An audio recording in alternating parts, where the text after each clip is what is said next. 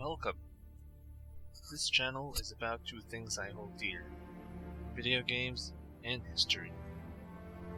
I decided to start off with, I think, one of the most beautiful looking games ever made for the PlayStation 2, Onimusha Warlords. Samurai battling monsters and evil foes, I think, is a match made in heaven when it comes to storytelling, and so I thought to myself, why not make a video about it? It is also my belief that most of us are intrigued and fascinated when it comes to these things, and there's a sense of magic and curiosity akin to that of fairy tales. I am hoping that this will be the first of many videos pertaining to this beloved franchise, and I would love to continue talking about this series in future videos. Now, Onimusha. So the word Oni is translated in English as over. According to legend, Oni can sometimes be evil and sometimes a protector. Their appearances can be described as hideous, gigantic creatures with a single horn or sometimes multiple horns present in their heads, and with sharp claws and scattered long hair to do as well. Now, the game was released in 2001 and boasted graphical enhancement from what gamers were used to back then. And an interesting bit of information about the game. You know that its creator, Yoshiki Okamoto, originally wanted to make this game a version of Resident Evil, but ninjas and samurai set in the Sengoku era of Japan, and that it would be released to Nintendo 64 instead of the PlayStation 2. But all of that was scrapped due to the team making the game, suggesting that all of their ideas would be better fleshed out using specs or specifications on the next-gen console, which is the PS2. Now, with that decision, Onimusha Warlords was a commercial success, selling about 2 million copies worldwide and becoming PlayStation 2's top-selling game at that time. So let's now proceed to the character, main character that is. So the protagonist of the game is Samanosuke Akechi. So Samanosuke basically is your typical heroic type of figure who doesn't back away from danger and does all he can to save everyone, be it his friend or a damsel in distress. And by the way, his likeness, if may seem familiar to our Eastern Asian audience, he is based on real-life Japanese, Taiwanese actor Takeshi Kaneshiro. Maybe he was famous back then, in the mid-2000s.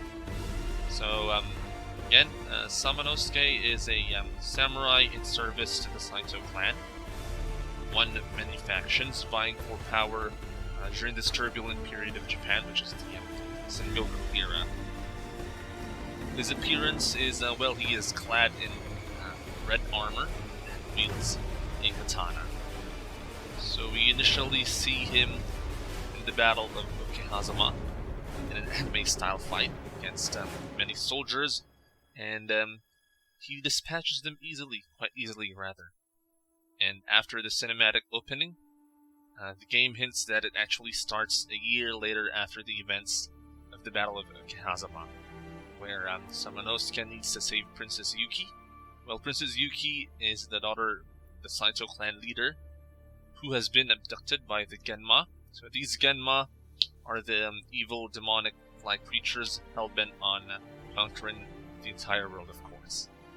So Samanosuke, to level the playing field, is being aided by the Oni through a magical gauntlet that can absorb fallen Genma souls and use them at his will, and some elemental weapons as well that can deal heavy damage to these Genma, where conventional weaponry is useless against them.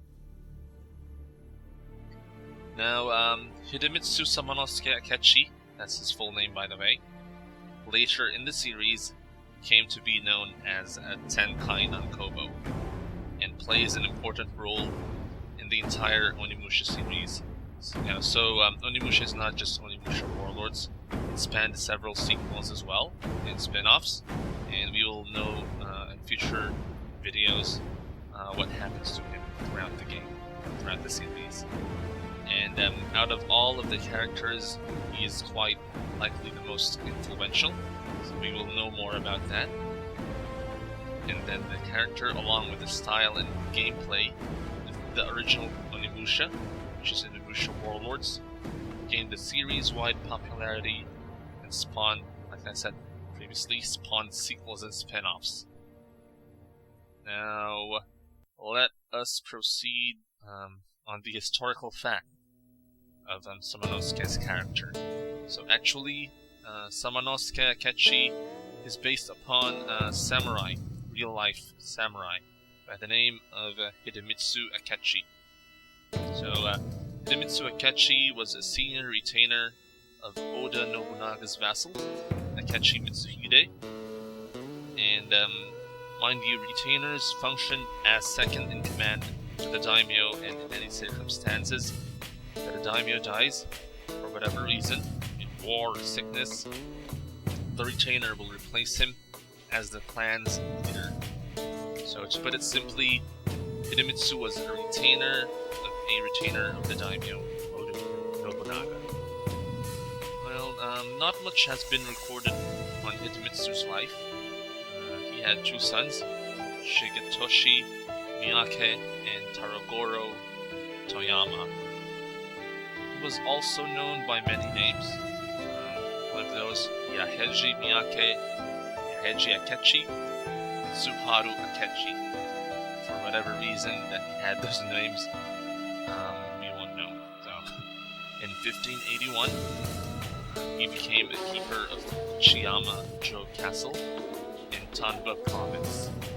Then, in 1582, along with Mitsuhide Akechi, they attacked Onoji Temple by surprise, resulting in the demise of their lord Nobunaga Oda. That same year, Hidemitsu was tasked in the defense of the Zuchi-jo Castle, but lost to the invading forces of Hideyoshi Toyotomi. And before killing himself by setting the castle ablaze, he stabbed Mitsuhide's wife and children to death. So, this might surprise some of you, but this was normal practice during that time to avoid shame and then capture the enemy.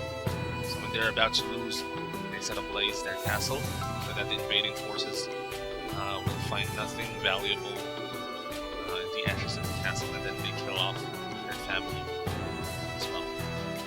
So Hidemitsu died at the age of 47, although some historians doubt that Hidemitsu killed himself in the said castle, Sakamoto-jo Castle, as there was no grave found in the nearby temple, in which Mitsuhide's grave resides as well. And also, Hidemitsu's name is not found in Kakocho.